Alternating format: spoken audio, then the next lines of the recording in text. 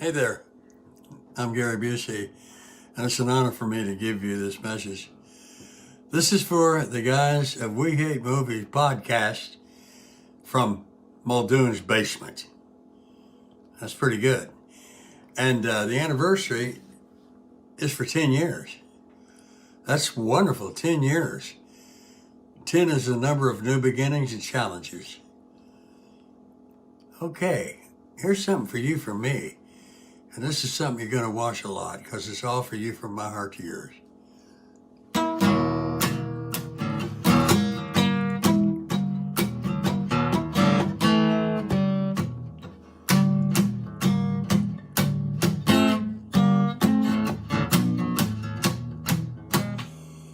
Happy anniversary to you. Happy anniversary to you, people chicken. Happy anniversary to you, people chicken. Happy anniversary, happy anniversary, happy anniversary, anniversary, anniversary. Happy anniversary to you, people chicken. Oh, oh, oh, yeah. See the chicken?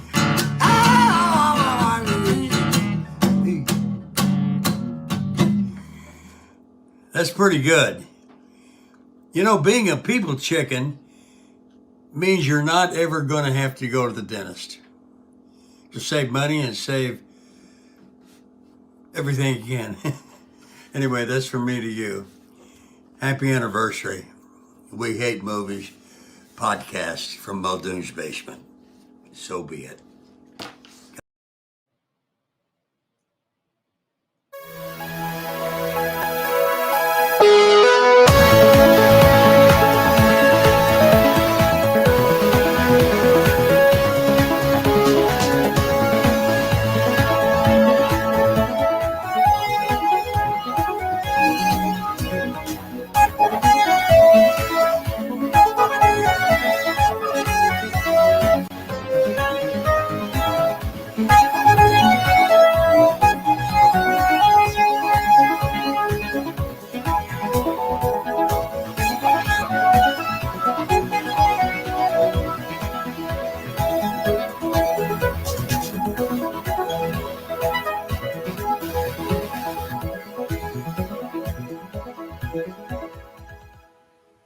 What is going on, one and all? Welcome, welcome, welcome to the We Hate Movies Holiday Mailbag. I'm Andrew Jupin, joined by three other of my fellow Santa's helpers. We have Steven Sadak.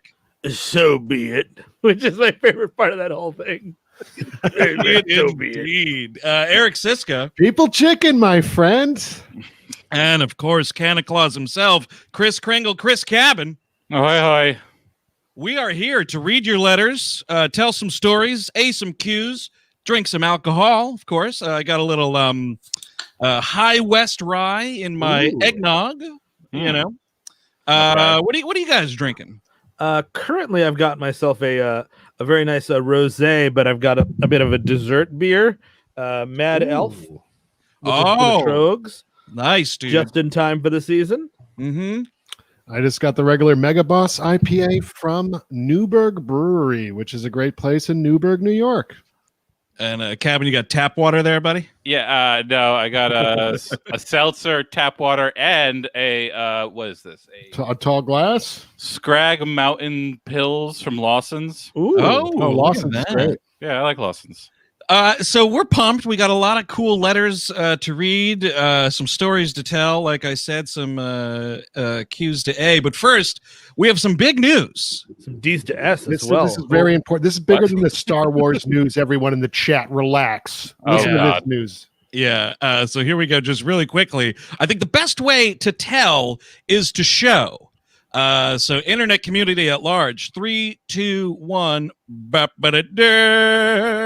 That is right. Look at this glorious image here. We are doing a live show on the internet, exclusive to the internet, I should say, talking about Terminator Dark Fate, which is pretty rad. Yeah, it's going to be one of our live shows. It'll be like this, and you'll be able to watch us do it. It's not going to be like an audio-only experience. You could watch us. I guess if you want to watch us, you should want to watch us, I guess.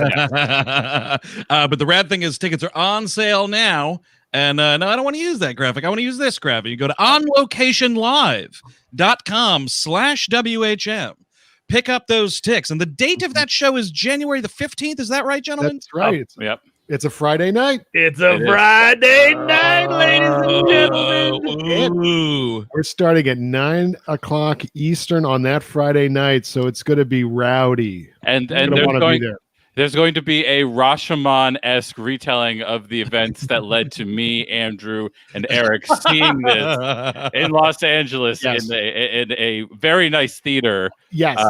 All three of us were at varying stages of intoxication, so each story is layered and different. But we're not going to say it here. You gotta attend the show. Attend the show. And quickly, it is not a live commentary or a watch along. It's going to be a live episode, like where we're just kind of talking about the movie, kind of a thing. I saw that in the chat, and I believe Eric, this is worldwide, right? Canada shouldn't have a problem. Somebody was a little nervous. Worldwide. It is worldwide. If you are in the UK or anywhere, supposedly you should be able to get access to this. And if you don't, let us know, because then we were lied to. Duped. We got lied to. We got led down the primrose path. So that again is onlocationlive.com/WHM, 9 p.m. Eastern time on January the 15th. I'm going to say it, man. It's the first show of 2021. That's something to look forward to. Exactly. And we'll do it.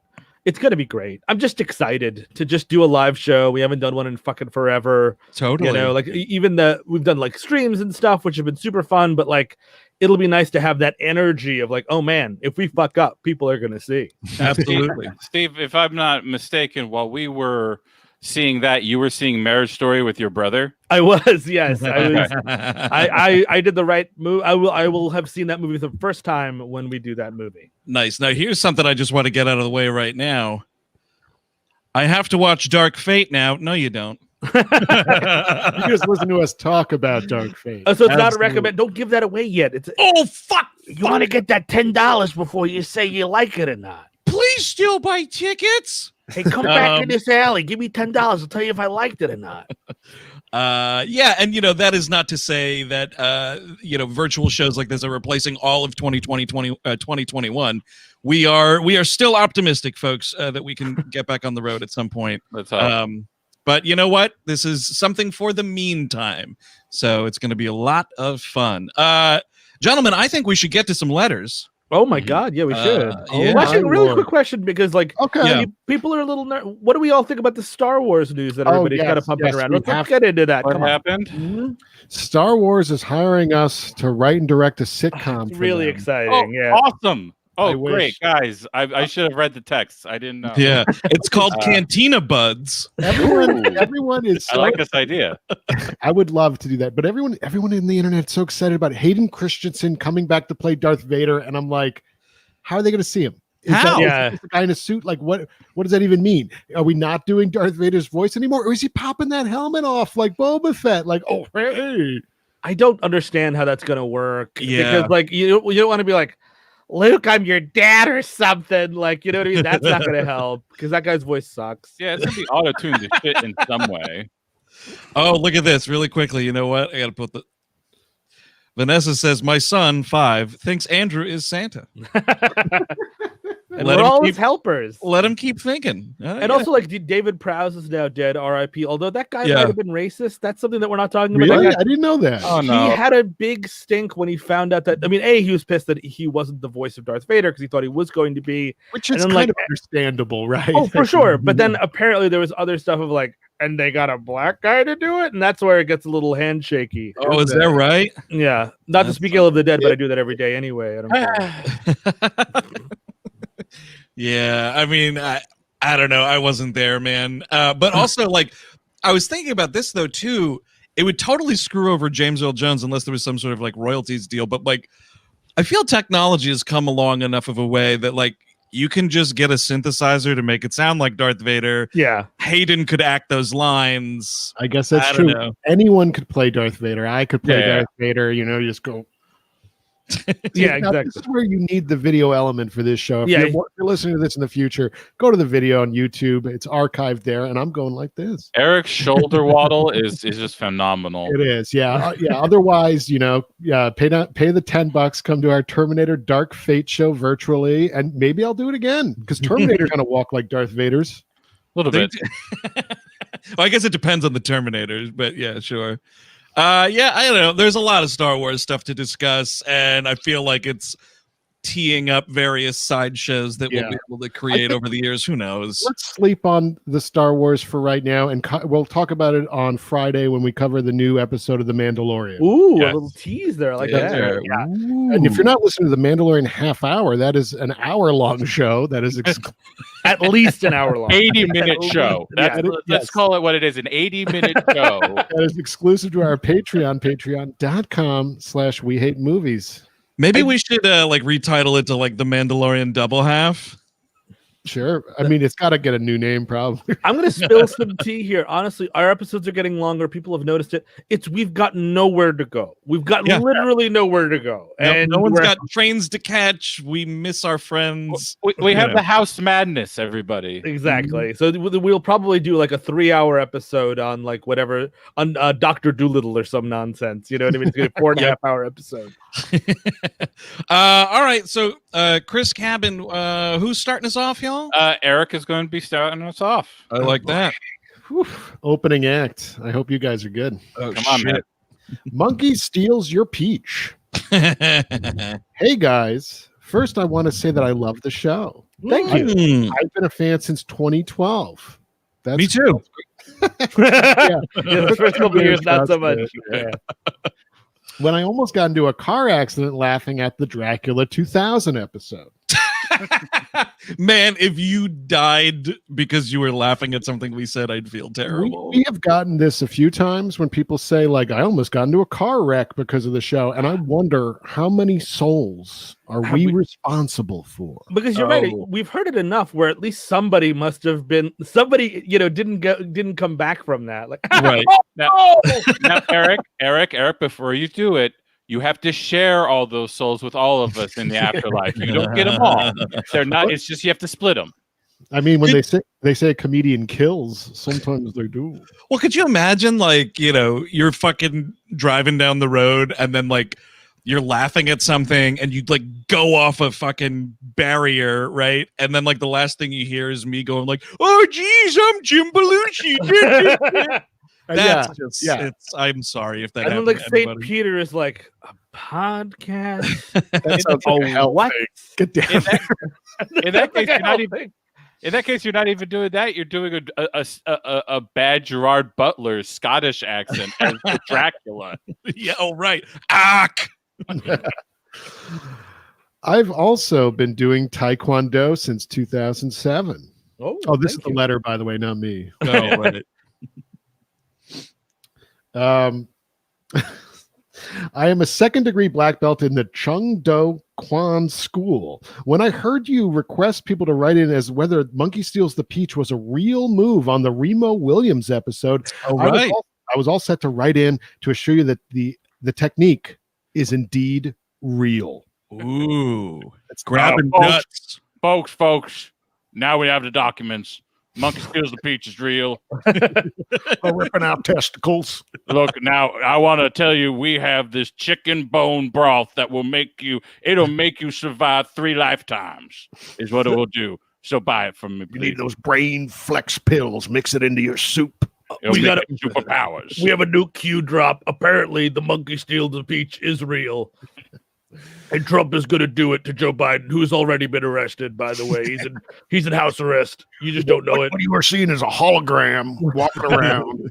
Catch him in bed with a peach thief. Biden wants your bunch of peaches. Don't let him steal them. We practice the groin ripping technique in several of our forms, starting at the purple belt level. Oh. When I was first learning those forms in college, my instructor was a personable and gregarious child of the 80s who influenced me to stick with Taekwondo through his supportive approach to instruction.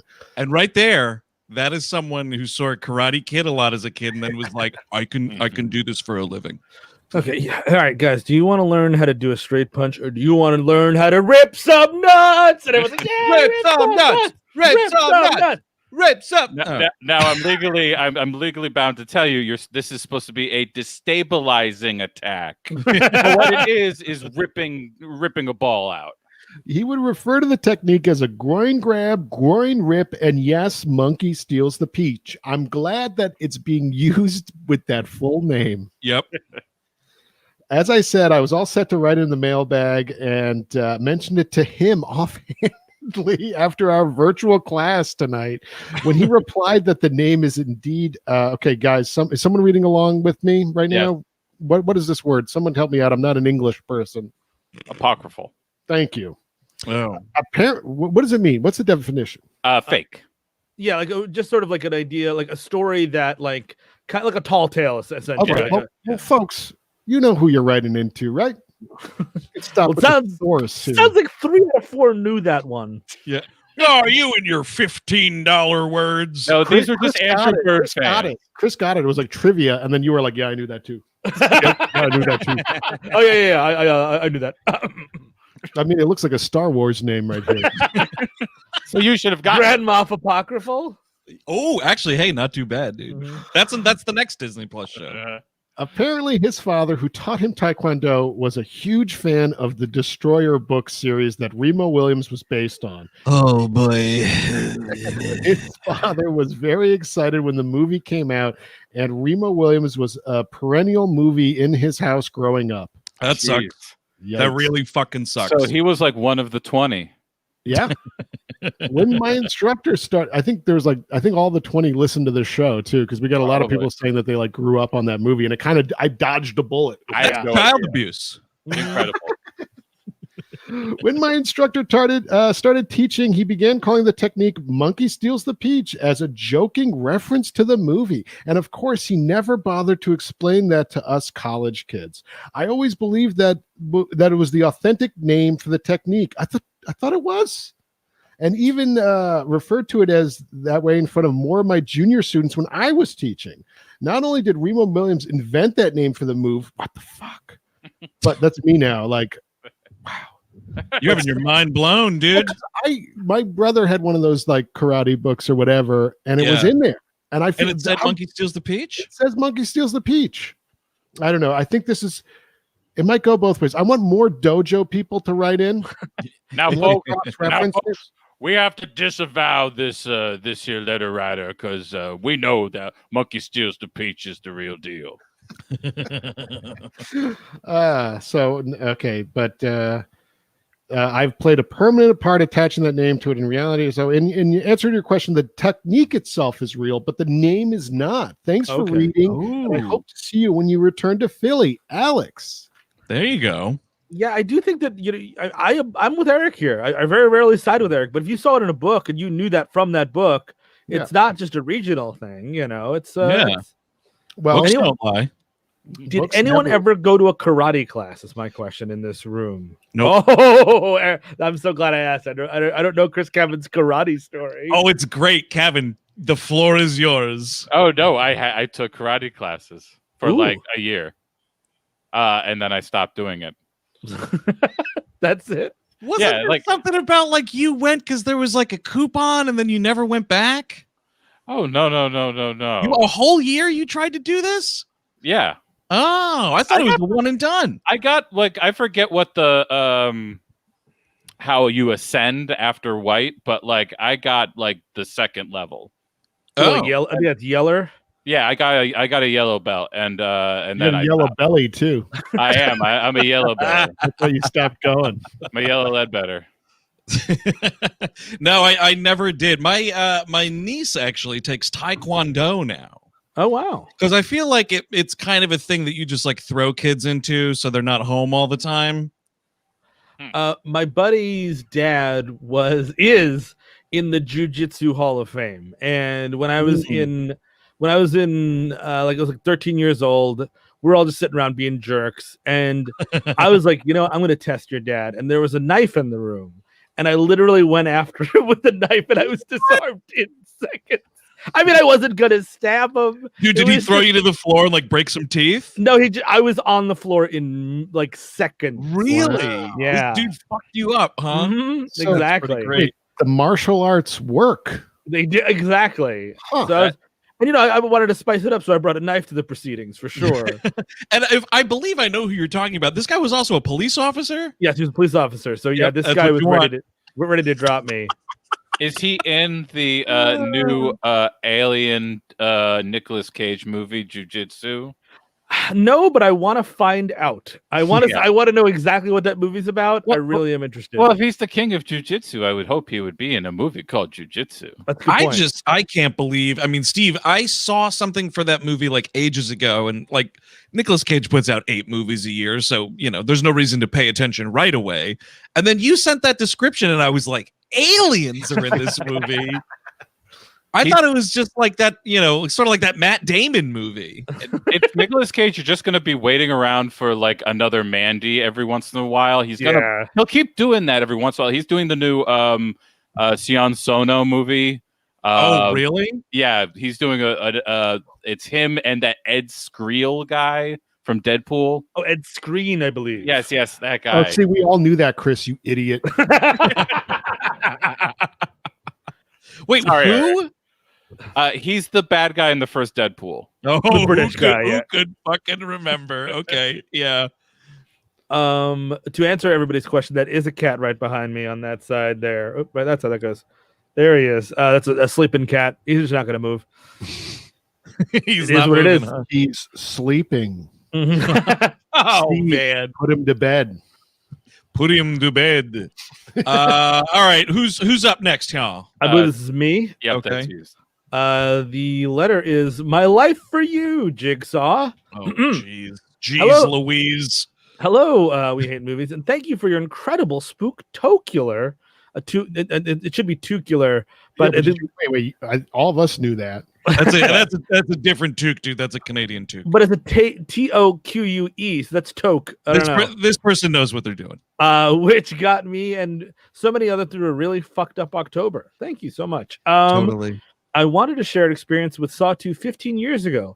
I was in grade 11, or as the Americans say, a junior grade 11. Oh, here we go. We say grade 11 as well. We do it stupidly. We go 11th grade. Yes. And taking what turned out to be my favorite class in high school. And by the way, favorite's got a U in it. The fuck? What the fuck?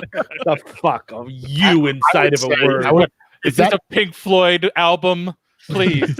If I hit that, I'd have to ask you guys what it was. How do you say that? How do you say favorite? What an idiot. What an ignorant idiot I am. Class in high school, world religions. The teacher was a great man named Mr. Hetherington, who was enthusiastic about all things history, religion, and culture. Nice. Part of the class curriculum was to take us on a 2-day trip to Toronto to visit places of worship and cultural centers from various different religions, so we could expand our teeny milquetoast worlds a bit. Wow, that's a really good class. Yeah, that's pretty awesome. Favorite. My world religions teacher from high school got arrested for offering iTunes gift cards in exchange for sexual favors from a student. No. Yeah, he never took us on no field trips though. Oh Look, my god! the new Taylor Swift for Angie. Well, back then, what would be it? The new Lisa Loeb for. Yes. Indeed. Oh wait, I'm all out of $50 gift cards. All I got's a 25. You better make it worth my while. Oh man. Yeah. Disgusting. The new Smashing Pumpkins is a double record. Oh That's a man! lot of tracks. That's a lot of Well, tracks. if a creep ever gives you a gift card like that while you're on iTunes, why don't you give us a rating and review? Maybe 5 stars. Our teeny milk toast worlds a bit. The trip was awesome for many reasons. Besides the tours, we stayed in a hostel downtown, and our teacher also made sure we had plenty of some time to roam around Chinatown and Kensington Market, and took us to try foods we never tried before. It seems small, but this is a big deal for us, for sure. Yeah, like you can get very insular in high school. You know what I mean? I don't think I had Indian food until I was like 19 years old. What an idiot I was. Yeah, no, I very, very late in life for a lot of that stuff. And again, iTunes gift card. Okay, like your teacher did a great thing here, folks. Another thing we couldn't get in our hometown was giant movie theater screens. And Mr. Hetherington.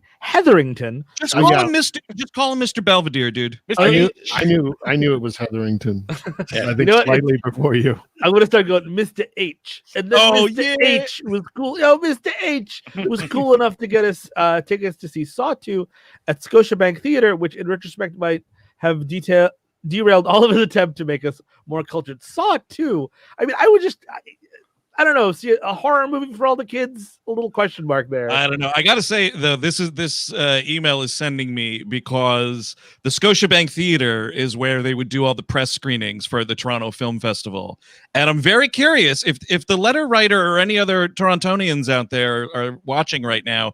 Let me know in the chat what they're doing with that theater. Did they close it down? Are they demolishing that building? Inquiring mind wants to know. I still think it was really cool for a straight-laced teacher to get us tickets to a slasher movie on a school trip. And for the record, he did not go to see Saw 2 and instead went alone to see the Canadian War movie. Oh, this is a tough one. Passchendaele. Wow, Guys, come on.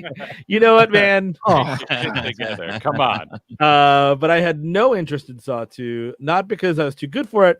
I've never been too good for a movie, but I promised someone I'd go see it with them the next week on a date, and I thought it'd be less fun if I do the twists and kills already. Yeah, now you're in a tough situation. Absolutely. Oh, so hang on here. We got someone better than us. Passchendaele. That's exactly what I said. Very close. Eric had it right. I heard it right. Mm-hmm. He had it immediately. Blah, blah, blah, and known all the twists and kills already. After the opening trailers, which included the trailer for Hostel and scared the shit out of my classmates, I went to do more exploring around King West. After reuniting with my classmates, who of course assumed I left because I couldn't take the scary movie, I grew concerned that Jigsaw had radicalized some of my classmates, particularly the boys. Well, yeah, surprise. Boys are stupid. They spent the whole night talking about how Jigsaw actually had some good points, and that after seeing Saw 2, they thought it was imperative that they would really appreciate life more. Are you serious? Look, is it better to get, help people get over their addiction or a jaw ripper device? Well, I mean, to be it's just a better use of funds. In Canada, the most dangerous thing that can happen is being trapped in a room somehow, like locking yourself in your closet or something.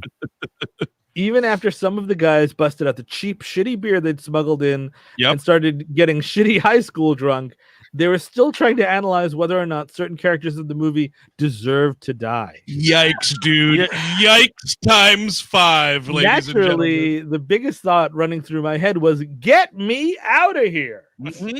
After going to 6 separate temples, synagogues, and mosques, it appears that the word of Saw was the most influential religion on the subset of my classmates. Back at school, for a short period of time, the phrase, wanna play a game, was the edgiest edgelord thing you could say to someone. It was exhausting. It was so exhausting I considered canceling the date to go see it myself, but high school me was a real beggars can't be choosers kind of gal. Oh, jeez. Eventually, my classmates moved on from the religion of Saw, but the obsession with torture porn carried over to Hostel. Someone even briefly came to the coolest kid in our grade when he downloaded a rip of Wolf Creek and started selling burnt DVDs to the school kids at $2 a piece. What was that movie outlawed in Canada? I mean, I know it's Australian, but what was the problem there? It's a pretty nasty one. I don't know. Never saw it. It's don't. Yeah, Just don't. It's not very good. I eventually transferred to an art school the next year, and even in my 30s, I don't understand how one piece of pop culture to take over my school wasn't a song or a new sexy TV show or a hot band, but a terribly made torture porn movie that helped take one of the worst subgenres of 21st film in the mainstream. Ugh. Do you guys know how people took certain movies do you guys know people who took certain movies way too seriously, and did it ever get to a point where it concerned you? Keep up the great work, BR. B. Arthur wrote in. Thank you so much, B. Arthur, from Beyond the Grade. Really, I loved you in the holiday special of Star Wars. Ma, we can't go to see Saw 2. Ma, you know how you get when you see a man's head in a bear trap. I know you're a huge Tobin Bell fan, but we can't do it. And then Blanche is going on a date with a creepy old guy in a hood. And he's like, he wants to play a game. It's going to be exciting. Oh, my God, Sophia, he wants to play a game with me. He puts the hood back, and it's actually Tobin Bell. Ah! All right, Blanche, the only way you're going to get out of this situation is if you don't have sex with the guy from Empty Nest, even though that is what you love to do. I'm going to lock you in this golden palace. Did she fuck that doctor? No, I think he was fucking Dorothy. Actually, I think he winds up marrying her, possibly. I don't remember, but I think that might be right. We're on season 6 now, so we're almost there. We got Spoiler one more. alert, apologies. No, I already knew how the show ended. It's fine. Taking movies way too seriously. Well, there was always like Jim Carrey Kid. So at any point, whenever like the next one was released, that was the one that someone was taking too far. Yeah, I think I took Star Wars too seriously, since I even had books of like, here's the diagrams of the spaceships, everyone. And, yeah, I kind of had those with the Enterprise. Yeah, I saw a lot of people who were like really insane about like adaptations that they got it wrong. Like they picked the wrong thing. They got very like obsessed about that aspect of it. Oh, sure. But nothing like too insane like that. That's pretty disturbing, I gotta say. You know what someone in the chat just reminded me of? Because, Chris, we did also have these in our high school, Matrix kids. Oh, Matrix kids. Yeah, wait, describe this for me. So they came to school every day dressed like Neo, almost Neo and Trinity, like specifically in the scene, like towards the end where they like, go into the lobby of the building and it's the big shootout. I wouldn't be going into high school in the late 90s or early aughts with a large trench coat on. Dude, it was like the leather or faux leather black duster, those fucking terrible sunglasses where it was just like the nose clip. It didn't have any like ear clip on it, Yeah, we had a couple of Matrix kids. It happens. Kids are stupid. They latch on to the nearest thing to them, and it's a phase. But Saw 2, to be moved by Saw 2 really does disturb me a little bit. That, like, even Jigsaw had some good ideas. That's kind of... I feel also like if there's discussions about like on this world religions field trip where you're discussing like who among that cast maybe did deserve to die, you got to tell that teacher. Yes. Mr. Hetherington, we got some, people are making to kill lists on the field trip. I don't know. That's a little rough. Look, maybe it sounds a little crazy to put people in a pit full of syringes. Maybe that sounds a little, but maybe that's what they need. Okay. Ian in the chat makes a good point. The Craft Girls. Ian in the chat makes a good point that there might be Joker kids now, and that's just going to be gross. Yeah. Oh, yeah. And Joker kids, the thing that really stinks is like outside of the Halloween costume. Yeah. I got really into Fight Club for a long time. Were you wearing like up to including last week? Tyler Durden's like big jacket that he had there? Were you wearing that around? No, I had yellow sunglasses because I thought I looked as cool as Brad Pitt, which I'm sure I did. I think so. I think for so. sure. Come on. I definitely think so. And we would do like bullshit fight clubs in my friend's basement, and that just Really? didn't work out. Wait, Yeah, you'd, like actually fight each other? yeah, man. Because you what are you gonna do? What are you gonna do? You're 17. What are you gonna do? I was fought in for a- reasons. I did backyard wrestling for a little bit. Really? Oh, Was yeah. this and you learned karate to take it to the next level? Yes. No, this is way after the karate era. Did you Were steal a peach there when you were in the backyard? I do believe I stole a peach or two. How intense are we talking? Because some of that backyard wrestling got fucking crazy, dude. Was It was- anyone getting run over with a car? No, I think I got hit with a chair like twice. Oh man! That's pretty cool. And I was not around to see it. Can we That's see? no. Wait. This When- is with only Andrew will know this, with Mikey D and Brian M. Oh, okay. Little BA before Andrew. Yeah, Yeah. okay. Those names have been changed to protect the innocent. Yeah, they're not correct. They're not right. When we're vaccinated, I think we're at the back of the line. Oh yeah, Yeah. Probably next winter. It's like literally everybody in the country and then professional podcasters. Well, once you find out that you did backyard wrestling, you go right to the back. I mean, you get kicked. You punted right. But what I'm saying, Chris, is when we're back in studio for real, we should hit Yeah. you with a chair. Oh, that's a great Live idea. stream. Okay. Yes, Sure. Yeah. exactly. You know, preferably like when you're taking a bath and you don't hear us coming, like on The Simpsons. One of our Canadian friends writes, and Martin says we had ginger snaps girls up here. Great totally. movie. cookies. Great cookies. Good Is it cookies. as well. Martin or Martin, either or. Martin. Up in Canada, I don't know about Martin, but maybe. You never know. Someone says this might be too niche. I was also an Anastasia girl, not gonna lie. What does that No, involve? what? Yeah. What? You're dressing up in a bunch of gowns and fur coats, and then your family's murdered. Are you just Russian? You just Russian. I mean, yeah. Or was there a guy in your school that you kept trying to kill over and over again, but he wouldn't die? Is that how that works? Maybe. I don't know. Oh man, I love it. Okay. Ooh. Okay. This next email, Chris Cabot, and ladies and gentlemen in the studio audience, strap in. Ghost sex. Already. All right. Hey, WHM. I wanted to share this horrifying tale about a kid I rode the bus with while in middle school. Based on the title, you probably know where this is headed. Absolutely, you do not. No, you don't, because instantly no. I just thought like, oh, it's a nice story about two friends watching Ghostbusters. Yeah, or MacGruber happened. You finally saw it. Great. Right. I wish it was Ghostbusters and they have sex because busting makes them feel good. It's true.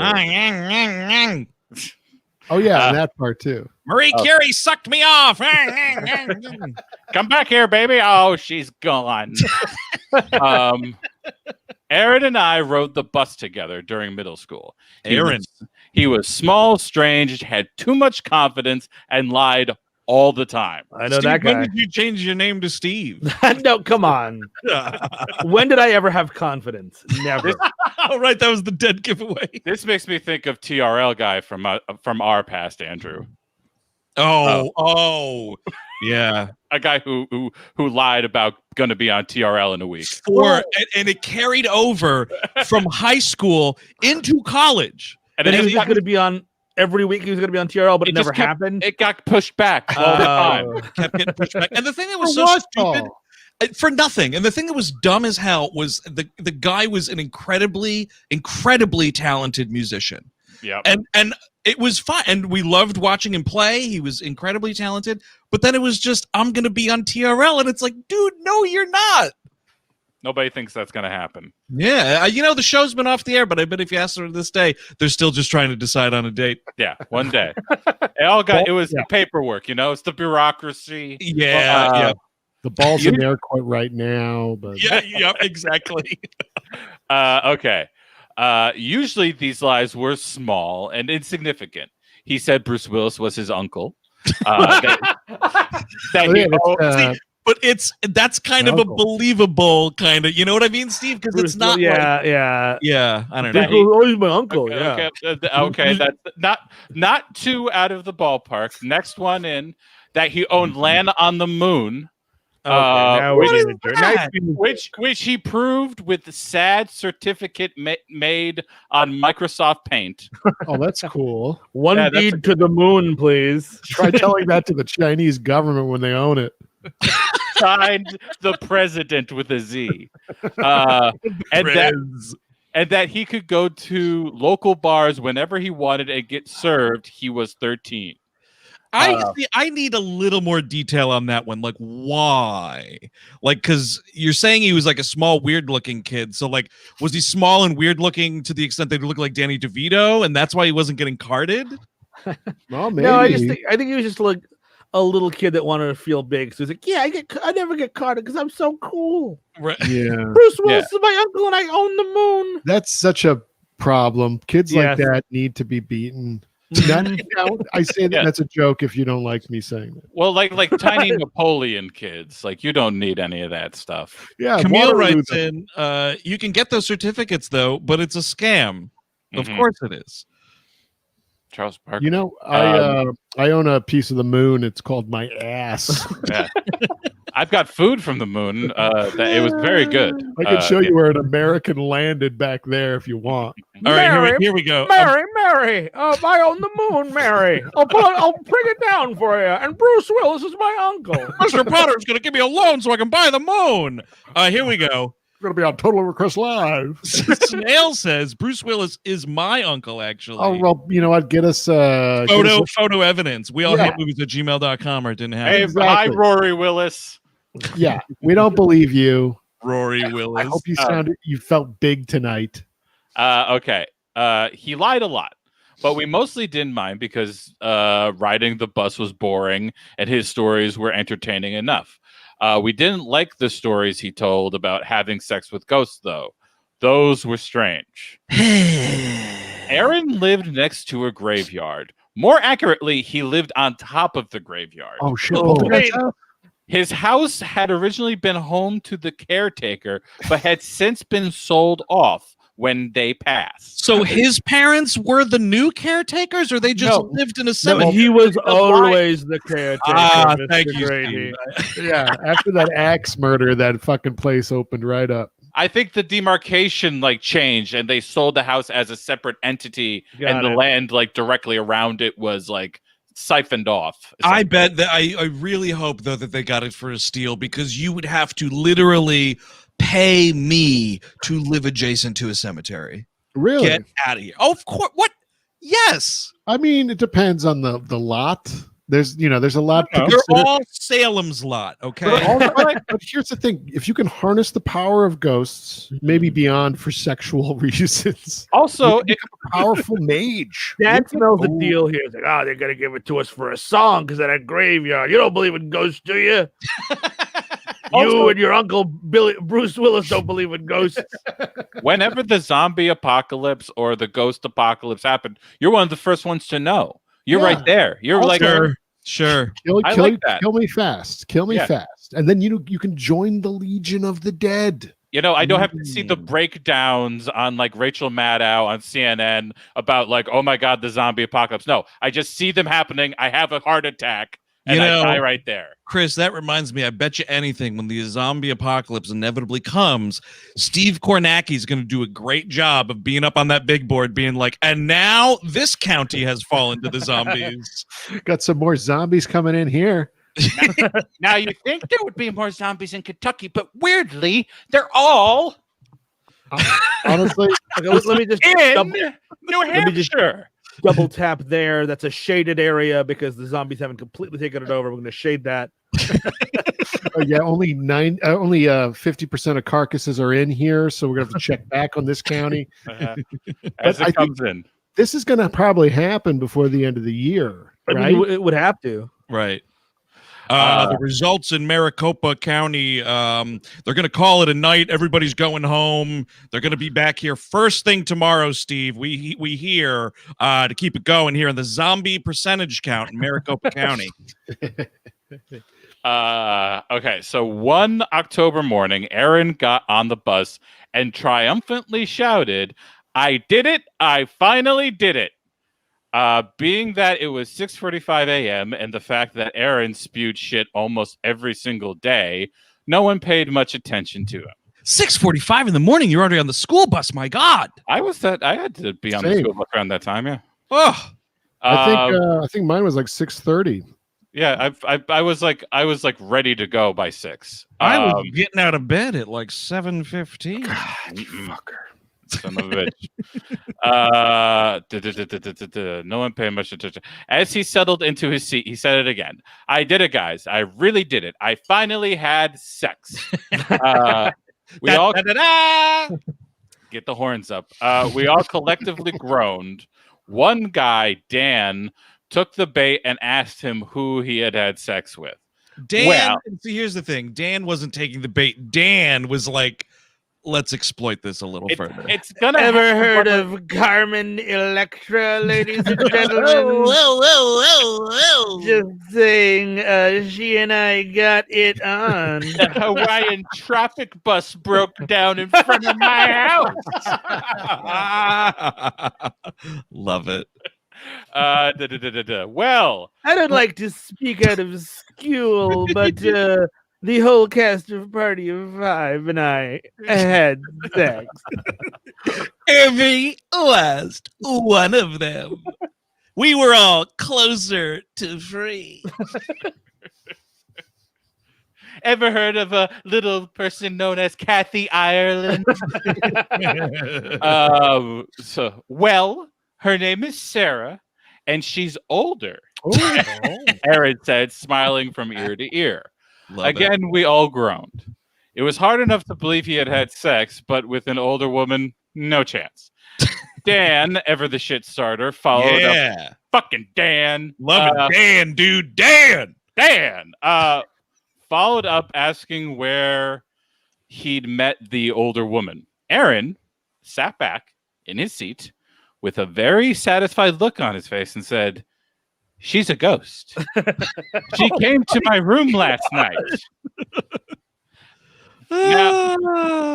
Now with this new bit of information, our ears perked up, and Aaron held court. "I'll spare you the details." Why would you spare me the details? You know, I almost want to cancel the reading of the rest of this email, sparing us those details. No. What is going on here? Did you fuck that ghost in the ass? I need to know this.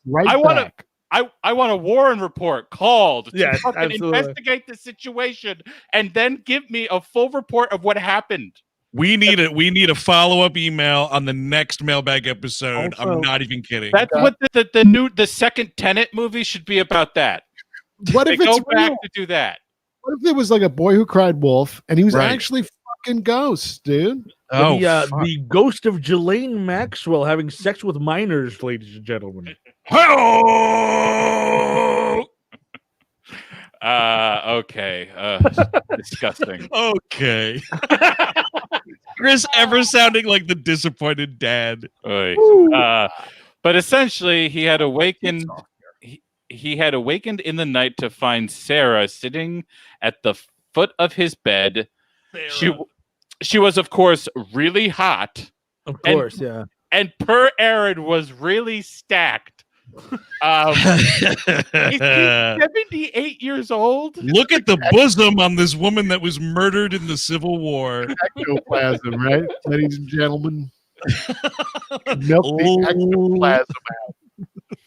Look, I'm just saying this ghost could have been in Penthouse. That's all I'm saying, guys. But I heard ghosts can't do it. He admitted it hadn't lasted long, which seems strange looking back. No, you know what? I think he was like, you know what? I cannot one lie to these kids on the bus and say I fucked a ghost, but then also double that lie and say that I fucked that ghost for 4 hours. By the way, you were just masturbating and imagining somebody. It wasn't a ghost. It was just your imagination, you stupid kid. Yeah. You were jerking off to something that was on liquid television, and you kind of fell asleep. Well, look, I mean, to be fair, we don't know how many ghosts are around us at all times. So every time you do masturbate, maybe a ghost jumps under it. You know, we all had very weird thoughts while watching Eon Flux for the first few times. Okay, Absolutely, it just happens that way. You never seen anything like it. It's just weird. 2 things, dude. She was dead and she was stacked.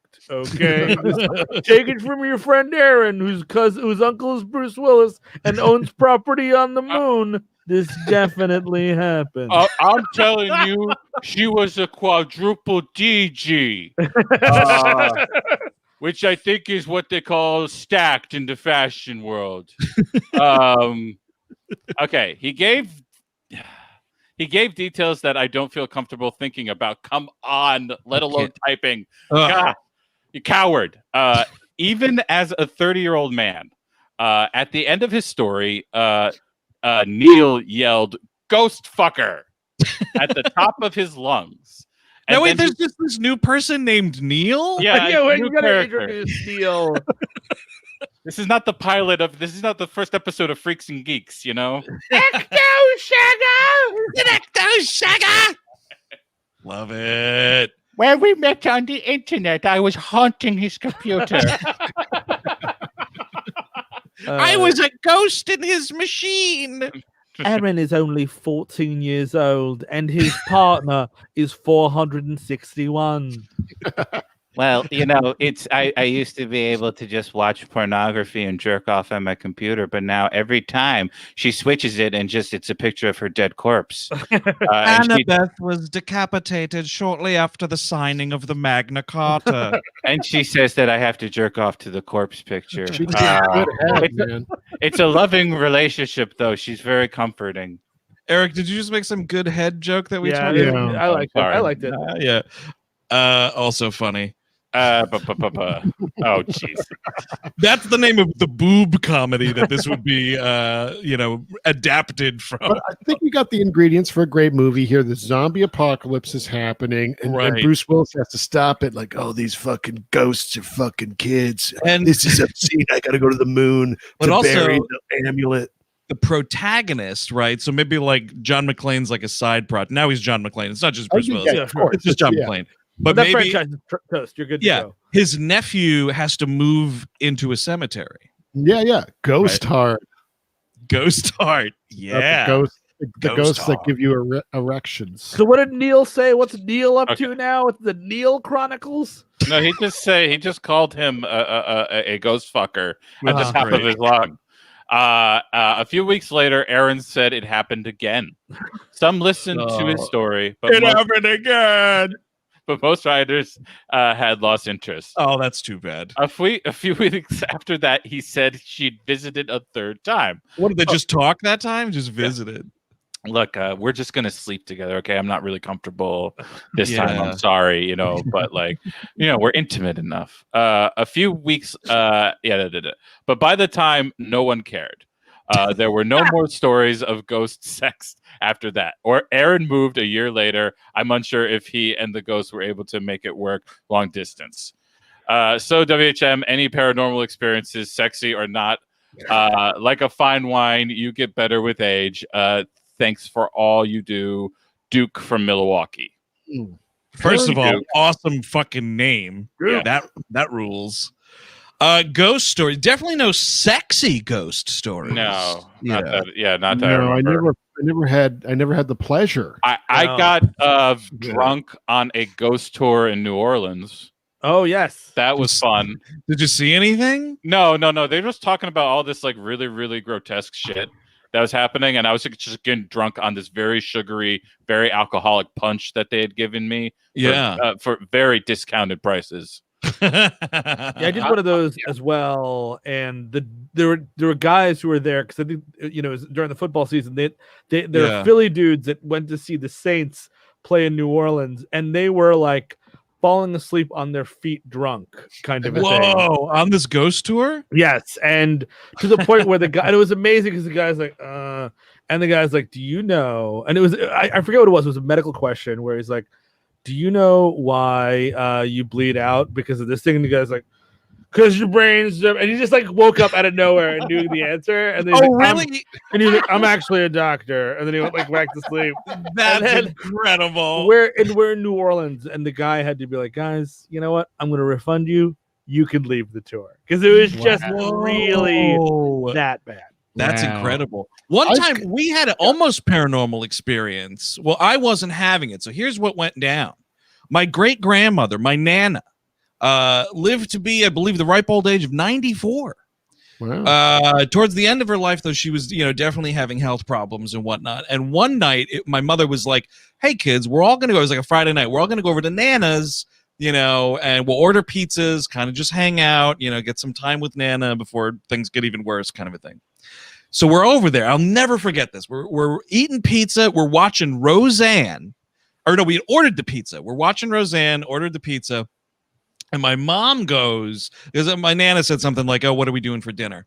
And my mom goes, "Oh, Nana, we ordered pizza." And she goes, oh, that's wonderful. Did you get enough for everybody? And my mom goes, "Well, yeah, Nana, we just got a large pizza. It's just me and you and the kids." And she goes, "Well, yes, me and you and the children, but what about the two men in the white coats?" And pointed to the doorway.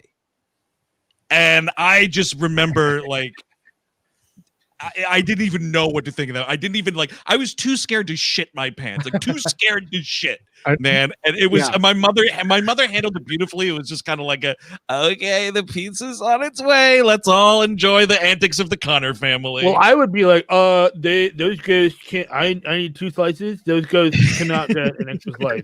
They could maybe split one or something. I don't know. I've got a little bit of a ghost yarn, perhaps. I grew up in the Catskill Mountains and, very kind of remote. One of the most haunted mountain ranges, I feel, in the world, maybe. And we would go camping, not at campgrounds. We would just trespass, and just fucking just go camping. And I've seen orbs of light moving around through the woods. In retrospect, sure, this could have been a crazy person with a flashlight, but it was quite scary at the time. I got another one. Does anybody have it? I don't want to step on anybody. I ain't got no stories. Okay. You never ran into Son of Sam or anything? No. Well, no, everyone in the Bronx has a Son of Sam tried to kill me story. Oh, really? Yes. Washington there was here. My friend's mother was just like, "Oh my God, the son." I was getting calls around then, and I guarantee you, it was the Son of Sam tried to kill me. Swear to God. Oh man, that's kind of crazy. I got an Italian ice, and they said he could have been 3 blocks away. I was in the bathroom at Yankee Stadium. Well, I grew up right around where all that was, by the way, the Son of Sam area. You were right. Oh, you were that close to it? Oh yeah, it was in an Italian neighborhood in the Bronx, man. That's it. Shit. Whatever anyone said that, you should have been like, "You're not pretty enough." That's what I want to be like. It's like, "Oh yeah, you're the son. You think you're Son of Sam pretty? You're not Son of Sam pretty." A talking dog wouldn't even talk to you. Tim Cooney has a question for Steve Sadek, but did you run into Son of Sam's dog? I did not. A dog talked to me once, but that's a story for another day. Hi, Steve. Find your soulmate. Doesn't that dog run the Bronx Elks Club?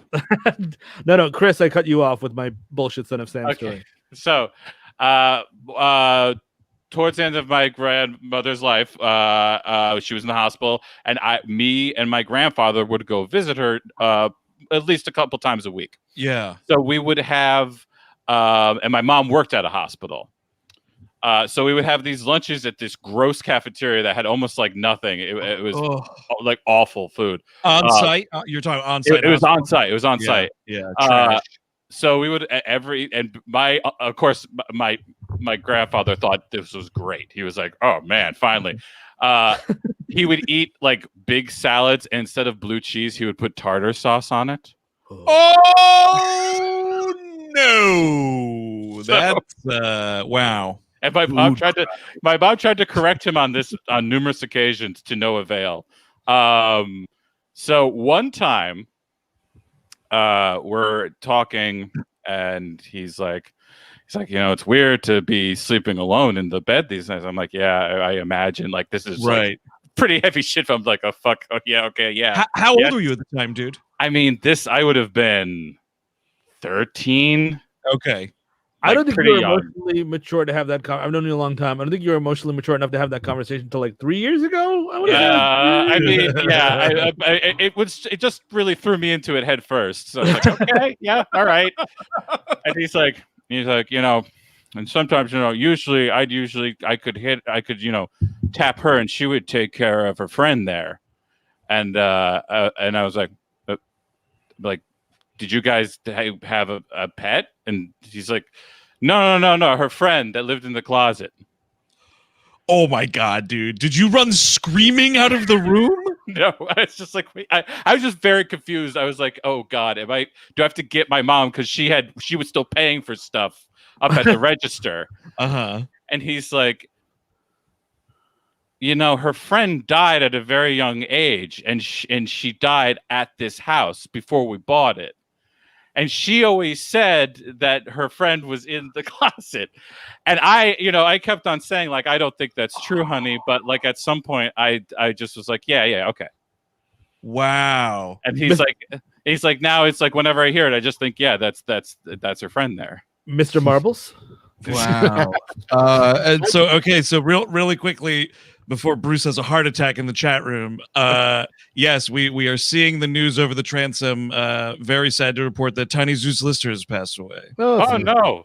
Yeah. Yeah. Well, now he's a ghost story. You happy? Oh, man. Yeah, I don't want to say that. Are you happy, Bruce? That's what not to be a dick, but that's what happens when you tangle with the Wishmaster, ladies and gentlemen. The Wishmaster. Oh man, that is a bummer though, and it is a bummer that he's involved in the absolute most unnecessary, dumbest part of the Dark Knight. It's sad that he is actually gone. Sucks. I mean, he was great in whatever he appeared in. Either no matter how it happened, obviously it's a tragedy. But if it was fucking COVID, dude, fuck you, Trump. Absolutely. God damn it.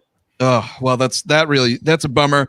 And I think to make up for the bummer, I think we got to just keep reading some letters. Absolutely. I think it's your turn, buddy. Oh, it is my turn. You know what, guys? Yeah, let's do the Indiana Jones one. Okay. Ooh, I like it. Let's do it. Hey, Indiana Jones and the Kingdom of the Divorced Dads. I kind of really love that. I think that's a contender for subject line of the episode here.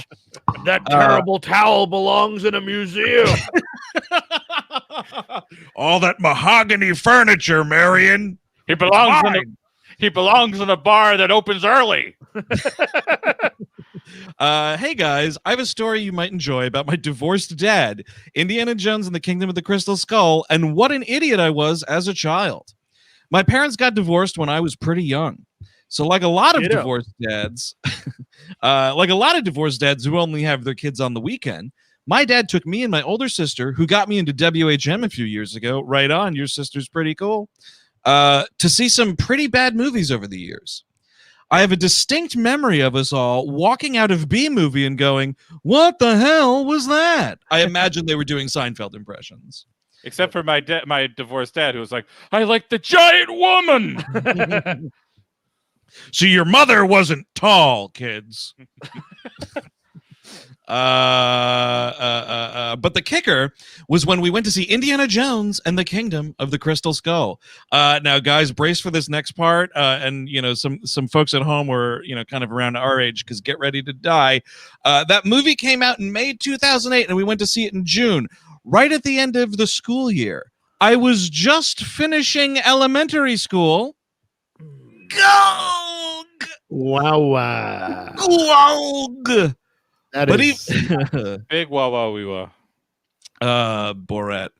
But even at that age, I could recognize that movie was horseshit. My dad, my sister, and I roasted it pretty much the whole rest of the day, which that's got to be a fun memory. But later that evening, my dad was on the phone with his girlfriend at the time, who would later become his third ex-wife. Whoa, dude, racking up the numbers. Totally. To have a third ex-wife, that's Jedi level. Yeah. That's a Jedi divorced dad. That's man. Wow. And also, this is just dropping some nukes in this email, by the way. She had pretty much given up on making an effort with my older sister, but she was still trying to get me to like her. So she had sent me a congratulations on graduating elementary school card in the mail a few days prior. Years later, I realized, yeah, graduating elementary school isn't really a thing. Also, like, I don't know, like, mail is difficult because now moms open it like, who is this whore writing to you? Who is sending you these cards? There is a whore congratulating my son on graduating. Just tell me this. Is her name Charlene? Charlene loves offering up unwanted congratulations. I always thought it was gonna be Charlene. God damn it. So after my dad is on the phone with her for a bit that night, he says to her, Haley has something she wants to say to you, and hands me the phone. No. Clearly expecting me to thank her for the card. Fuck off. That sounds like your problem, dude.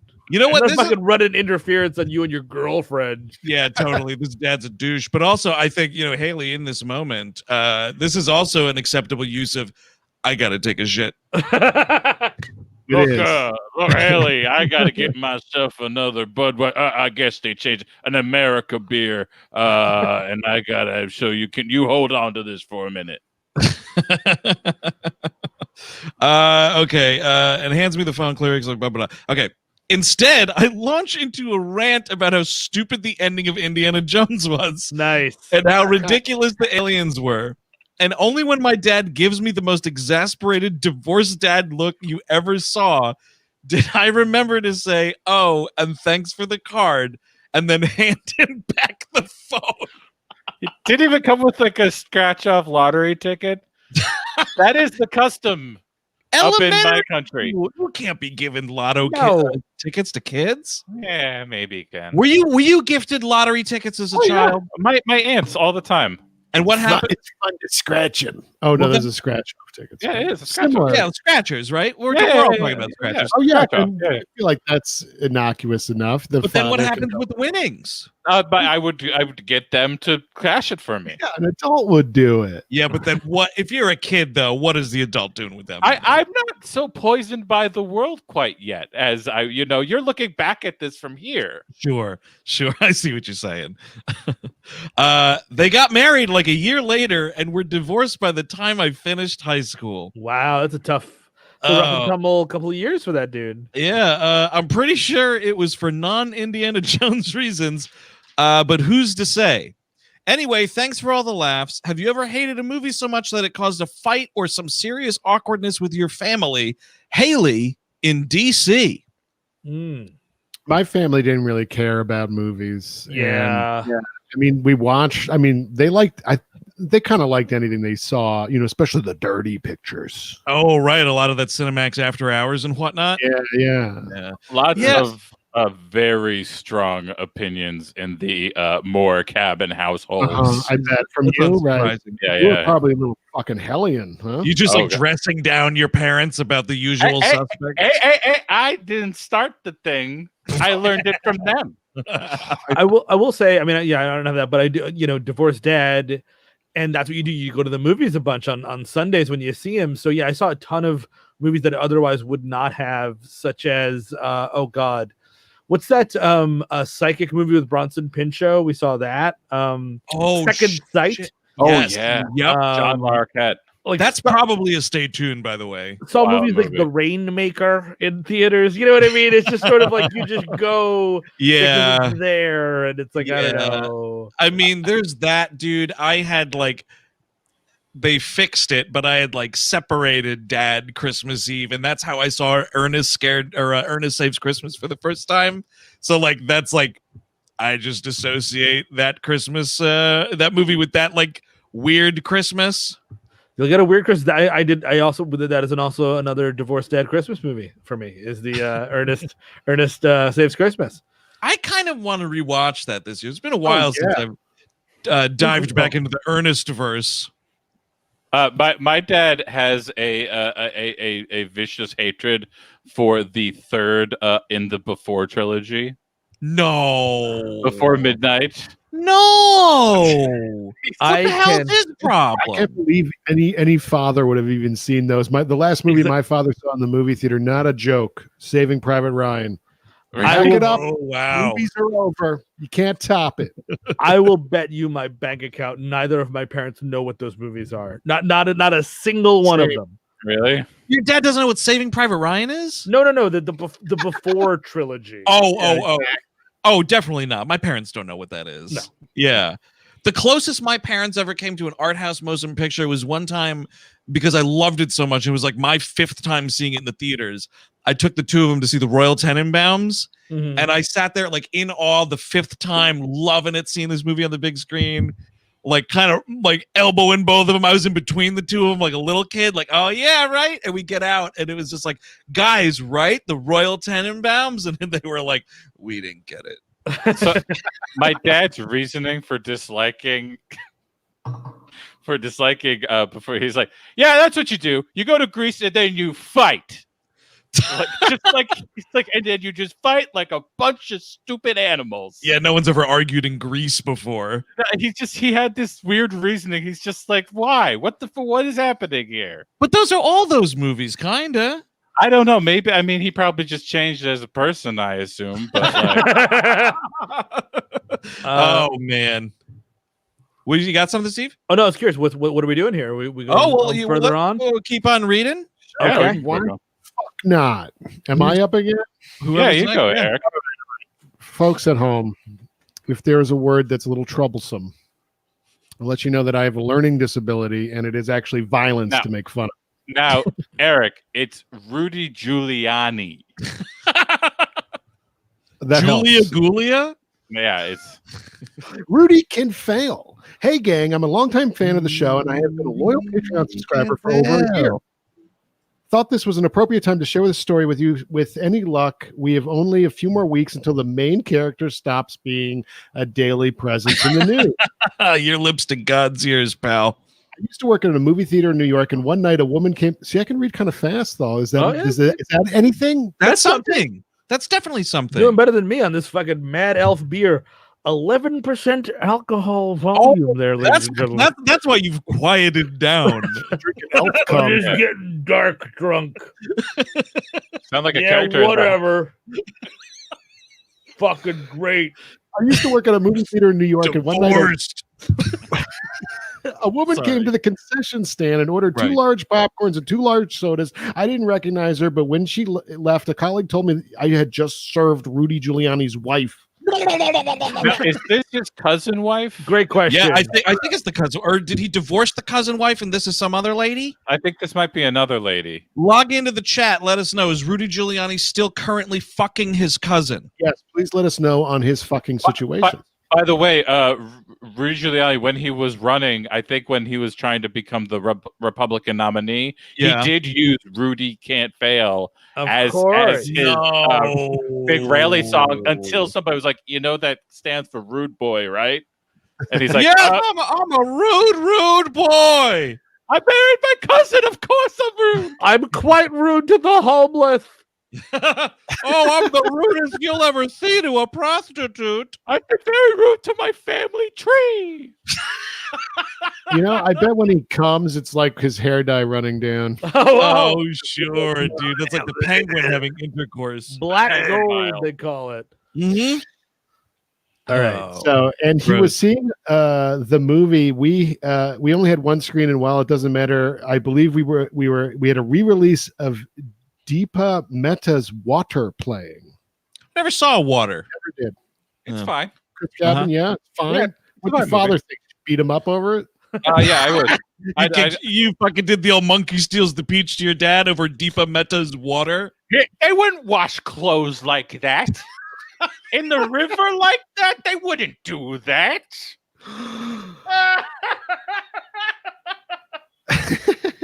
Midway through the film, he came down himself and ordered another 2 large popcorns. That's fill her up. That's great.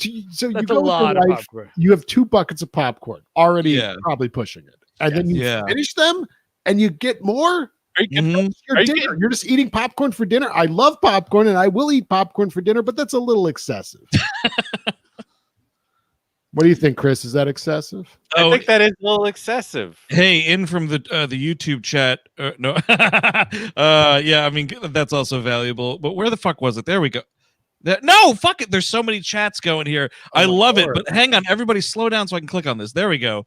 Daniel says Rudy divorced that cousin back in the 80s. Yeah, so this is the second one then.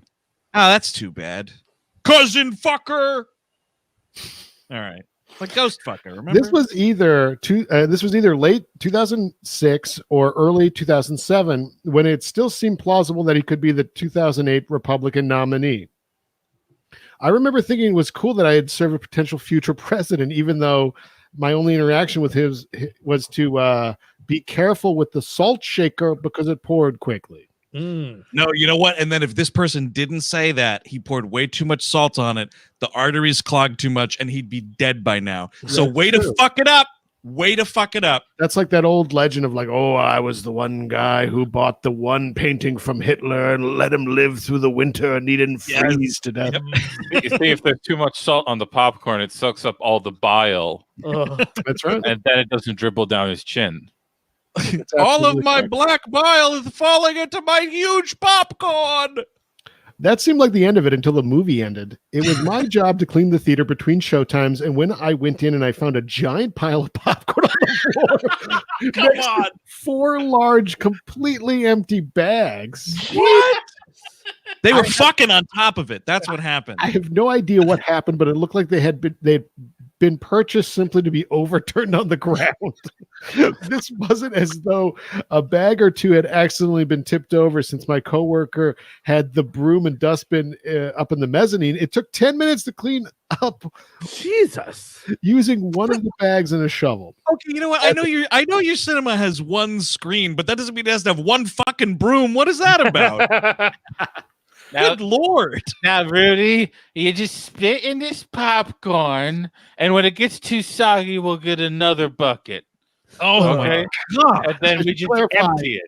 They use I see someone in the chat saying a shovel, and they used the bag of popcorn as a shovel. I spoke there.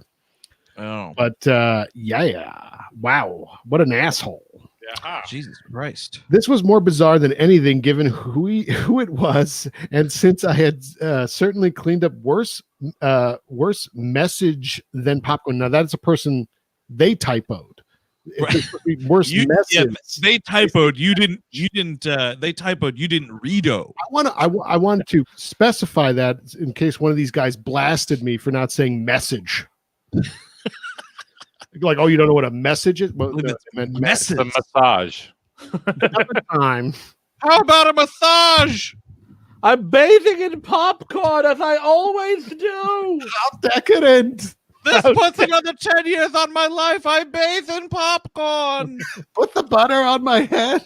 Oh my God, someone made art of the Virgin Mary out of popcorn. Rub it on my nipples. One large bucket of butter, please. Another time, someone brought in and dropped a large container of chili, which exploded on the carpet, which I had to clean. Oh, yeah. This is kind of giving me flashbacks of the multiplex days, Chris. Yeah, oh boy.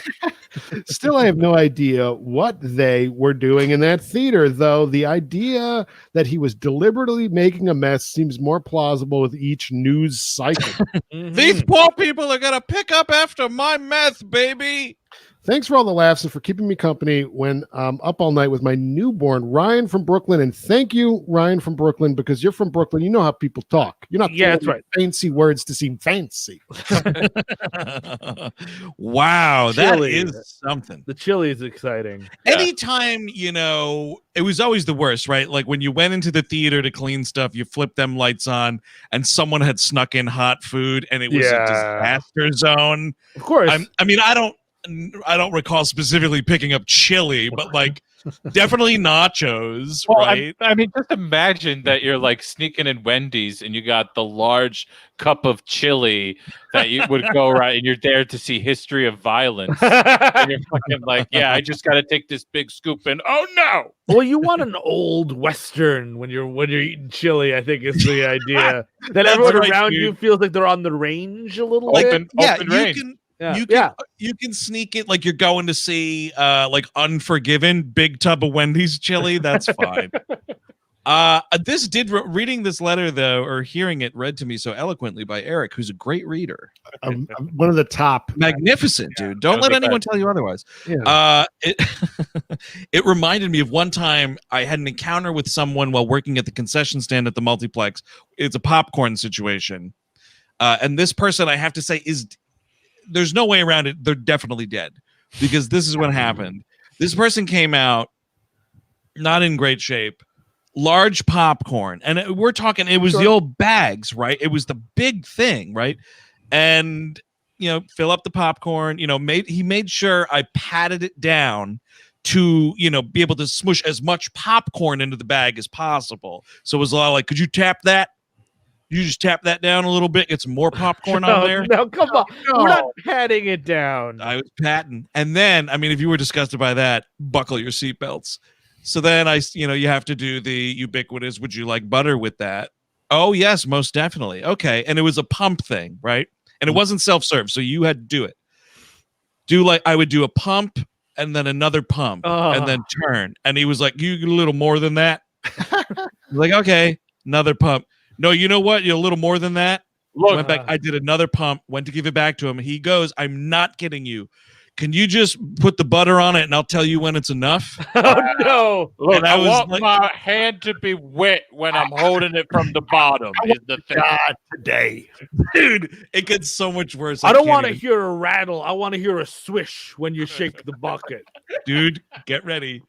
Because I start pumping away. And so I'm holding it, right? So the beer is the popcorn. I'm holding it so I have like some fingers under the bag and I'm pumping the butter. I can feel my fingers getting wet because the butter is seeping through. No. And I was like, dude, I think it's enough. And he was like, yeah, that's good. So I gave it to him. 45 minutes later, this dude comes back out and he just goes, hey man, could I get just a little side of butter? Fill her up. Fill her up. And all we had, we had little tiny, little courtesy cups as the staff that you could get a quick drink of water or something. And so I was kind of like this. And he was like, yeah, if you could just do that halfway, 3/4 of the way up, that'll be good. And I gave this could you just pretend that you're a production assistant on Double Dare and pretend that there's a flag on the bottom of that one there. Just give me all that butter in there. It was, dude, I was like, I'm going to find this dude dead in the theater when I go to clean it. Can I ask you a question? Now, I know movie theaters are dead or whatever, but when was the last time you actually had that liquid butter on it? Because the popcorn itself now is just butter flavored anyway. Yeah. I'll tell you what. I don't like it's cold and wet. I don't appreciate it. It's messier and popcorn's always messy. You have to wash your hands immediately. Immediately to wash your hands. I'll tell you what, the butter on the popcorn is like Andrew Jupin versus the devil. And I can fight it most times. But every now and again, if there's especially a little too many tall glasses of water before the movie kind of a thing, I will do butter on the popcorn. Okay. I'll do it. So let me tell you about a time I got owned by an old lady. Nice. Yep. I'm here for it, dude. So I was also this is the same multiplex that me and Andrew worked at. You were not on the cleaning crew that day. It was me and Victor. Hi, Victor, if you're watching. Hey, Victor, I don't know if you're here. Yeah, Victor.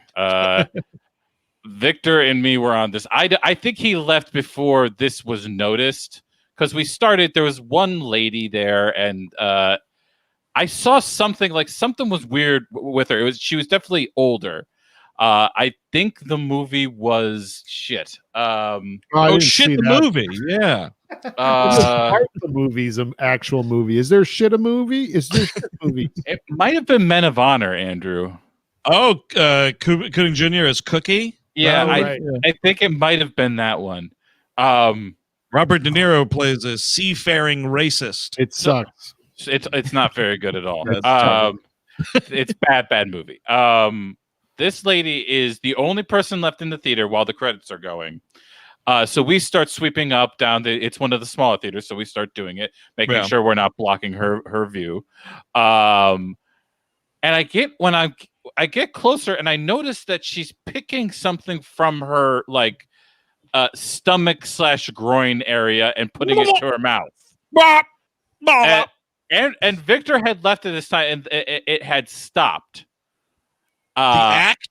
No. The movie had stopped. Oh, the print dropped, so the film was no So- longer running. Lights come up.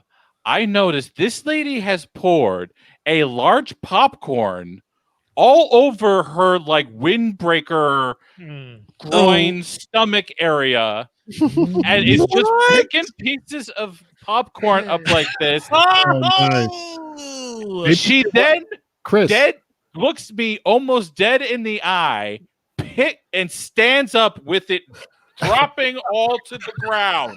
you offered to eat her out, dude. And she just leaves. Yeah, dude. Fucking power movie. You gotta Wow. wow, that's nuts. And Did she look at you and go, "What are you gonna do about it?" No, it was so much colder than that because, like, she didn't even have to pretend like I existed. Of course. Like, what are you, a peasant? Get out of here! I will put this on the floor and you will pick it up. You piece of shit. Holy You got your number there, pal. Yeah, she had me. And then I picked it up like a piece of shit. That's incredible. Oh man. All right, so we got two more here, guys. We want to keep going? Yeah, maybe let's do one and then One open it up more? to questions. Okay. Yeah.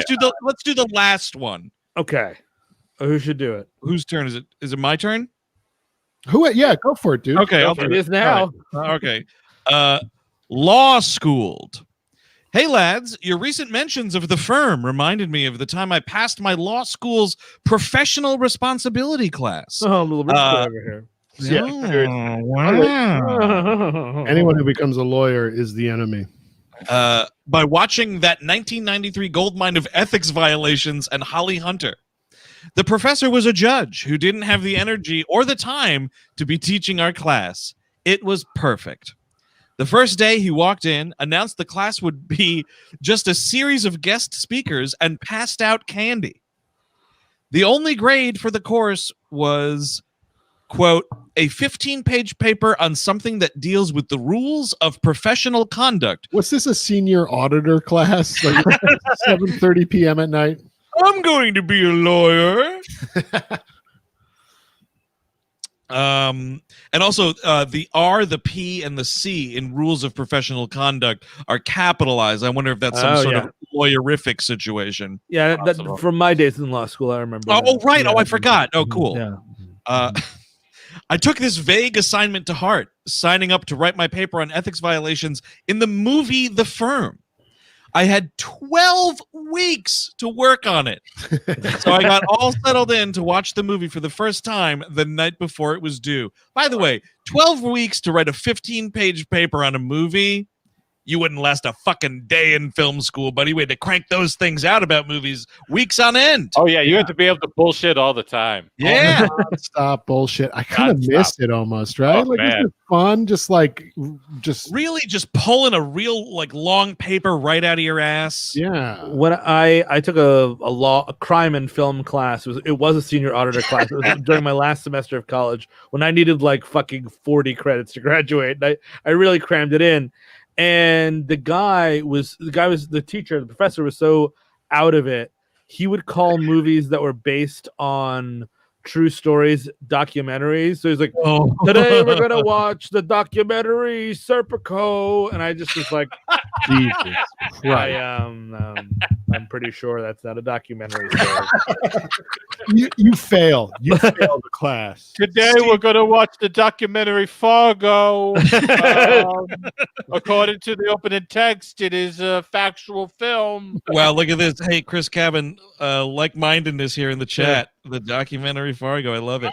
Well, awesome. Steve, I have to say that Chelsea and I were talking about you taking that class just the other day because it was when fucking the protagonist from the last story, Rudy Giuliani, or I guess the antagonist rather, was talking about how My Cousin Vinny is his favorite movie. Oh, right. Yes. And I was in a professional class where I watched My Cousin Vinny. And Chelsea was like, do you think Giuliani took Steve's law and film class? Those mail-in ballots were in a Buick Skylark. My biological clock is going like this. All right. So 15-page paper on something that deals with the rules of professional conduct, right? Okay. So to watch the movie for the first time the night before it was due and greened right the fuck out. Oh, no. The credits rolled, and I looked down at my notebook to find one note.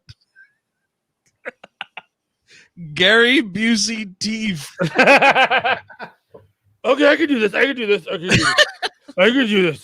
Here, his teeth are ethical. Those are ethical teeth. Oh my God. I didn't have time to watch the movie again, and I needed 15 pages. I don't know how, but I think I cobbled together most of the pages. I couldn't remember enough of the movie to make the requisite amount. This man still gave me an A, the ultimate proof that he should not have taught us professional responsibility. Well, And it is true. I think that small teeth are unethical. I don't think that, Suter never got around to talking about that. Suter weighing in on teeth. This is all law school. It's fake. This is proof. This is proof. We have the proof. Especially the ethics. Am I right, ladies and gentlemen? Whoa. And the ultimate proof that passing the bar exam does not make someone intelligent. I got an A in professional responsibility by greening out and fudging a paper. Did any of you ever completely bullshit an assignment and have it pay off? Absolutely. Oh my God. Thank you for everything you guys do. You're getting me through quarantine. Love from Boston, bro. Oh, anonymous, professionally responsible lawyer. I mean, I was a terrible student, and it's totally fine to be a terrible student. The most unethical thing I did in college was I didn't read the book, as always, and I'm just I'm sitting in the library hoping something's going to come to me. And then I see another girl from my class, like sitting over there. Yeah. And she accidentally printed out 2 copies of her paper. Oh, no. Dude, hello, outline. Hold on a second. Don't say this. They're going to resend your diploma. Yes. I don't have a diploma. Oh, really? Neither do I. I never paid my whatever. Like I owed like money on a phone bill or something like that. Wow. So Mine's you guys even never more graduated. petty. You guys never graduated college. Huh? I never graduated college. I do not have a college diploma because I refused to pay a $10 late fee, returning the 2 VHS set of The Godfather Part 2. Interesting hill to die on. I have a diploma, by the way, so I could be a lawyer. As do I. You're the smartest one.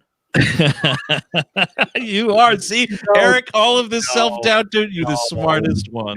Oh, okay. All right. I'll accept it. No, I'm kidding. I kind of felt bad about that one. Because that was like real. That was like real deal cheating. Someone in the chat says WHM goes back to college. Now that sounds like a movie, right, everyone? You know what? I'll do the triple Lindy, whatever you need. I got the freeze frame already. Yeah. I once wrote while picking my way through a 30 rack of extra gold. Nice, dude. I thought you were going to say picking your way through your ass. Also that, and taking like a painkillers for my friend's dog. I wrote 40 pages on Married with Children. I got an A+, and that motherfucking professor came up to me at graduation with my parents and said, "Your son is a very gifted young man." Idiot. Gifted in what? I have no idea. I have no idea. That's ridiculous, dude. I mean, I bullshitted papers, film papers all the time. It was, sometimes it was like you didn't watch something and you were kind of like working off of IMDb and, kind of shit like that. But I'm recalling a thing that didn't happen to me, but totally made this dude like burn out of the program that I was getting into. So we had a thing where it was like your first year, anybody could take like the intro film class kind of a thing. And at the end of it, you had to take what was called the majors exam. And at that time, it was like you had to pass this test to be able to continue declaring yourself a major of like film studies at Purchase. And so we had the thing where it was like, we're going to show you the first, whatever it is, like 30 minutes of a movie. We're not going to tell you what movie it is. And then you're going to use like everything that you have learned in this introductory class over the last year and like write a paper about it. So the clip was the entire wedding sequence of The Godfather. And so you just kind of like did with that what you will, and we wrote our things or whatever. And I never forget leaving it afterwards and like walking back to the dorm. And there was another kid who was in the class. And I was like, oh, hey, man, how do you think you did on the majors exam? And he was like, oh, man, I think it was great. I was killing it. I was talking about stuff like when De Niro's like chasing him on the rooftops and shit. And you can see it. And I'm like, wait, what? And he's like, yeah, man, and De Niro, this and that, and when he comes to Ellis Island when he's a kid, and then like he's fucking sick and he's got to like stay. And I was like, dude, that's in the next movie. That's in The Godfather Part 2. We were watching The Godfather, and this dude was like, oh man, wait, what did you say? Oh wait, what did you say? And I was like, you wrote about the wrong movie. You remember that scene when they have they have pasta with Scorsese's mother? I thought that was phenomenal. I thought that was just Marone. I was thinking about Italian American. Oh no. Yeah, and then that dude didn't return to the program. Yeah. Oh. Yeah, that's I will say, folks. That's it for the letters and whatnot. But let's open it up to some cues from the audience. How's everybody doing on beverages, by the way? I'm now working off of I love Montauk Brewing, the Cold Day IPA. Oh, this is a low and slow situation. I'm now on the Newburgh Pilsner, which is a new variety. And if you go to the Newburgh Brewery, tell them who sent you. Let's see. Yes, questions in the chat. Now, people start asking questions. We'll do a quick Q&A, and then we're going to get the fuck out of here. Totally. So let's see here. So Andrew asks, any childhood Rosebud-esque holiday gift highlights or lowlights? Whoops. So what is exactly that? What does that mean? I guess just a childhood toy that stuck with you, kind of. Yeah, you'll never forget. I know a real low light. I know a low light shot right to mine. I have a low light as well. I will never forget the year that a relative gave, I think, me, my brother, and possibly my younger sister also. No, maybe not. I don't know. Me and some siblings received a Ninja Turtles like fake shaving cream set. Oh. So like it had a razor with no blade in it, and then like Ninja Turtle branded shaving cream. And that was a present. That was a Christmas present. I got the N64 game War Gods, which was like a fake Mortal Kombat. Where it's horrible. It was like that class. It was like a Lee Carvello's putting challenge kind of a situation. I'm like, this is the game everybody loves, right? War Gods. And that's how it was gifted to you. Was like, Steven, you're gonna love it. Exactly. Oh, that sucks. I once was like, oh, I would really love this action figure. Like, this is like everything to me. And then by the time my parents begrudgingly got it for me, they made me feel so guilty for asking. I think about it like weekly. What was the action figure? Wow. Some G.I. Joe, some like, because we were, I was, because my older brother watched it probably, but the guilt still carries with me today. And I feel extremely terrible that I ever acted out asking for anything.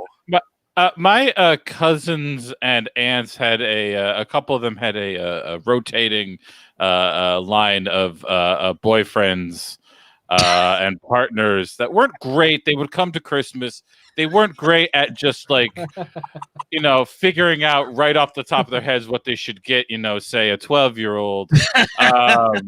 But they tried their darndest. And one time this guy, I forget his name. I do remember he had he had a very big mustache, but then also like he had overshaved the middle part of a bald head. Oh my god! Oh, you had two back? Not even two back, two to the side. Like the gap was too big. That is shitty. Also, let's call this guy Randy. Absolutely despicable looking human being. So this guy, I'm picturing Paul Giamatti in 30 Rock, by the way. It's not. Was he wearing an Islanders sweater? No, he was not. He was. He's fashionably dressed, tucked in shirt. Nice. That's awesome. He would hand me he's handing all these things out, and I'm old enough that I could start reading faces and knowing what's going on. So I'm seeing people look in the bags and like going like, I get one, and I'm like, oh, thank you. And like, I turned the corner to look at what it is. Uh-huh. I'm 12 years old. Bag of dildos. No. It's actually weirder and to be a little bit more disturbing. Weirder Come than on, dildos. really? Than a whole bag of dildos? Ladies A- and gentlemen, weirder than dildos. No. A male desk sorter for like the inbox outbox thing. That's what it was. As for your correspondence there, Chrissy. I think he like left the office, like he like quit his job or something. I don't know what was going on, but I still have the thing. I just went home and I still have the fucking thing. Well, you have more use for it now that you're in your late 30s. Is it in your apartment right now? No, it's not here, but like it's back home. I was going to demand you go get this. In my hometown, sorry. That's insane. Uh-huh. This is the stupidest gift that's ever been given. That guy stuck around for another 2 years. Nice, Good on him, dude. I guess. Nice. Was the gift giving as lazy? No, but he got really into like giving chocolates. Oh, that is lazy. Yeah, That's pretty lazy. That's pretty lazy. Let's see here. Got another one here. This is an easy one. Yes. Yes, we have. We have done an episode on Jingle All the Way. Probably in the archive, I'm going to guess. Yes. Yeah. I don't know. Check WHMpodcast.com for questions like that. There We've you go. also done Jingle All the Way 2. Yes, right. we've done both. We've done 100%. We've done both of those movies. Here's another easy one. I'm wearing a We Hate Movies t-shirt. Okay, let's see We here. should quickly mention that our T Public store, if you want to get under the wire, Totally. New Year's Day, we're going to start making money off of it again. So if you want to give to charity and you want to get merch and you don't want to help us, now I'm framing it weird. I don't mean to do that, but we're donating all of our merch proceeds the entire year. Absolutely. To Black Lives Matter adjacent charities. Okay, here's a good one. Favorite Christmas horror movies? Ooh, actually, just this last weekend, my wife and I watched a trilogy of Christmas themed horror movies. Nice. We watched Krampus, which, you know what, that's a chicken shit movie. I'm sorry, like Is that movie, right? I've never seen the motion picture. The last 30 minutes really fuck it up. Yes, it's just okay. It's not as funny as you want it to be. Not worth it. We watched Black Christmas for the first time, the OG Black Christmas. Great, 74. right? Excellent. Yeah. Really amazing. Chilling. And Silent Night, Deadly Night 2, which is... Garbage Day indeed. It's a turducken of a movie because they show you so much of Silent Night, Deadly Night 1. It's so good. Yeah. Favorite one for me... I hate to be repetitive. I mean, Black Christmas is totally up there. For me, Christmas horror. Gremlins, I guess, counts. Sure, yeah. Yeah, Gremlins absolutely counts. Yeah. I love that movie. I still love Silent Night, Deadly Night 1. That's a really good movie. It is a good movie. On the confirmation here, both Jingle All the Ways are on the feed, not in the archive, episodes 137 and 182. That is why, ladies and gentlemen, WHM has the best fans in the business. I'll tell you right. Absolutely. All you gotta do is hit No time at all. Control F on that episode tab, my friends. I'm not 100%. I think either the inciting incident or the actual night, the French movie Inside, happens around Christmas. Yeah, I guess it does. And I love that movie. That movie's insane. Tough. That's that a tough movie. movie. Is rough, but it is incredible. Someone is asking Steve a follow-up question. Krampus is a Kardashian kid? I have no idea. Oh, I get it. I think it's an attempt at humor. You got me dead to rights. I got this mad elf coursing through my veins. Here's another one. Not Halloween horror, but thoughts on Killer Clowns from Outer Space. It's good. I haven't seen it since I was a kid. In elementary school, I saw it way too young, and I thought it was pretty scary. But then it didn't stop me from because I went to, I think it was like 4th or 5th grade, and it was Halloween, and they were encouraging kids to dress up. And I had like this old clown wig from another Halloween, and I got vampire fangs, and I went in as a killer clown from outer space, and no one knew what I was doing. Oh, really? Yeah. Also has one of the greatest titular theme songs. I'd buy that. If you find it, it's a banger. It really is. I think Josh Lewis really great character design. I haven't seen it in forever. I guess I need to rewatch it. I don't think it's an episode because it knows what it is. It's one of those If anything is ever that level of aware of what they're doing, it's pointless for us to kind of cover it. Let's see. So this is another one. Best unnecessarily set at Christmas movies. Ooh, interesting question. Lethal Weapon. None of those movies matter, holidays. Any Shane Black movie, I guess, would be right. Yeah, Iron Man 3 didn't need Christmas in it, but why did the Predator put the star on the tree? I didn't understand that. I mean, It's a Wonderful Life doesn't have to happen at Christmas necessarily. Yeah, he could have been throwing himself off the bridge on Flag Day. Yeah, there you go. Oh, my damn patriotism. Toss. Let's see. Here's an interesting one and ties into some We Love Movies programming. Is Batman Returns a Christmas movie? And we'll say dropping this coming Tuesday. An all-new episode with Batman Returns featuring our good buddy Jamel Bowie returning to the show. Yes, and you bet your sweet ass. I guess it is. It is. It is, and it rules. Absolutely. This one directly to Chris Cabin. Is there a Christmas part in you? I don't recall. Senator. Oh, look, I'm going to unwrap my presents, which is meaning going to the stable in the morning. Did the guy with the bag of pornography have a Santa hat on? No, but he had some horse and Christmas themed pornography in his bucket. Put a Santa hat on the horse, right? Ian asks, favorite fat guy Christmas snacks from a fellow fat guy. Oh, great question. Well, Ian, I just drank a tumbler full of eggnog with rye in it, so that was something. So drugs and drink. I'm not a Christmas cookie guy. I'll be honest. I'm not you know what I mean? Not a huge Christmas cookie guy. You're not fucking around with gingerbread men and whatnot. No, I mean what I want is on New Year's Eve. Yes, you get yourself some cocktail weenie. What do you call those? They're pigs in a blanket. Pigs in a blanket, man. Every New Year's Eve, I cannot not have those. That's awesome. We can be honest. Christmas is trash. I mean, what is this? And the food that they. Oh, come on. Let's see. I had another good one here. Oh, this is an interesting one as we're rolling into the ass end of this fucking terrible year. Favorite new to you movie of 2020. So not a best of this year, but a new question. To you. So retro. I think I got mine. I'll go first. It's definitely for me the China Syndrome. We just did that for WLM. I'd never seen it before this year. I watched it twice in under a week and loved it both times. So for me, it's the China Syndrome. Life-changing for me was Sorcerer, William Friedkin Sorcerer. I watched it sometime this year, and I was white-knuckling it on my fucking couch, man. I've been thinking about that movie all fucking years.